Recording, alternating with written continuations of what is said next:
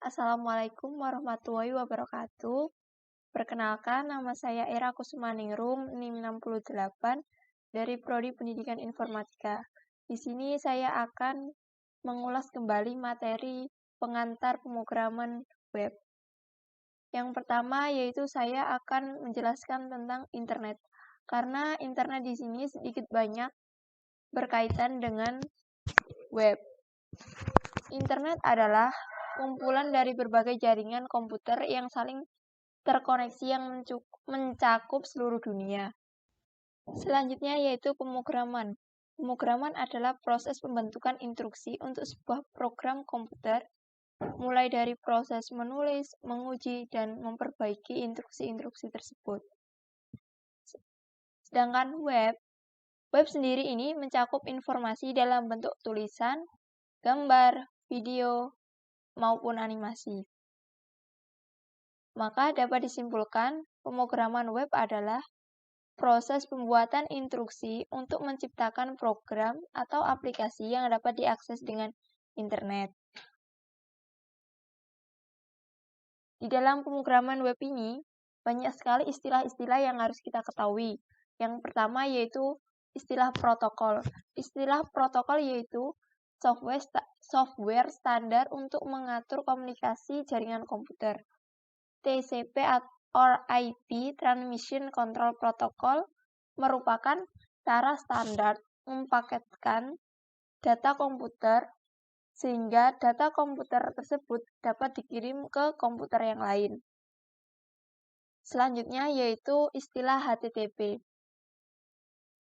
HTTP adalah menentukan aturan yang perlu diikuti oleh web browser dalam meminta atau mengambil suatu dokumen oleh web browser. Protokol standar yang biasa digunakan HTTP yaitu HTML. Selanjutnya yaitu URL, Uniform Resource Location.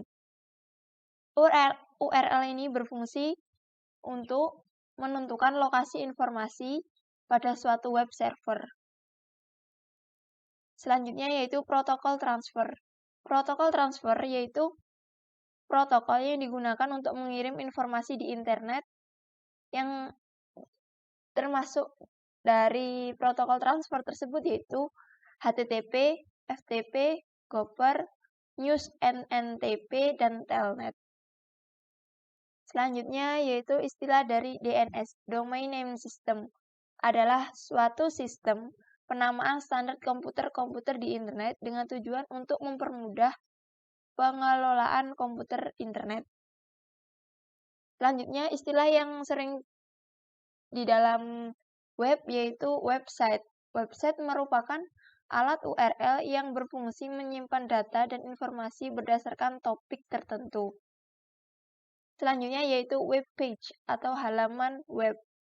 Halaman ini berfungsi khusus untuk di situs web tertentu yang tersimpan dalam berbagai bentuk file.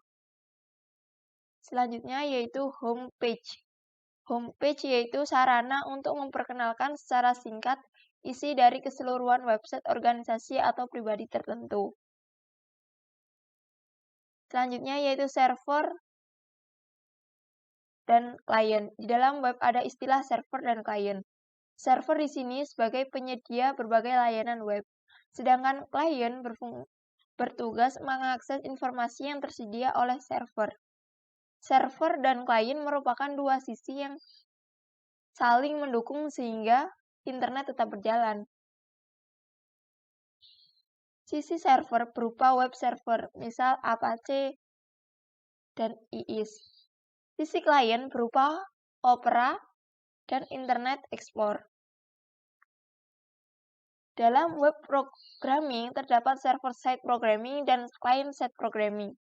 Client-side programming yaitu membuat web secara statis, sedangkan